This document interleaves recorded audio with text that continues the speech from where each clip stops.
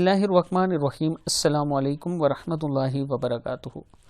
आज मैं अपने दोस्तों के सामने एक हदीस रखने लगा हूँ जो रसूल अल्लाह सल्लल्लाहु अलैहि वसल्लम ने फरमाई और उन लोगों के लिए फरमाई जिनकी नमाज फौत हो जाती है, यानी नमाज रह जाती है। हदीस सुनने से पहले मैं अपने तमाम दोस्तों से गुजारिश करूँगा कि अगर अभी तक चैनल को सब्सक्राइब नहीं कर सके तो ज़रूर कर लें ताकि डेली आप तक अच्छी अच्छी वीडियो पहुँच सकें। तो स्टार्ट करते हैं। बिस्मिल्लाहिर्रहमानिर्रहीम। जिसकी नमाज फौत होगी, फमन फाततहु सलातु फकअन्नमा वुतिरा अहलहु व मालह।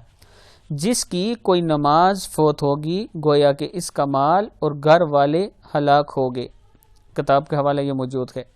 जिसकी कोई नमाज फौत होगी गोया कि इसका माल और घर वाले हलाक हो गए। अब इस हदीस में रसूल अल्लाह सल्लल्लाहु अलैहि वसल्लम ने वाज़िया फरमा दिया कि नमाज नहीं छोड़नी चाहिए।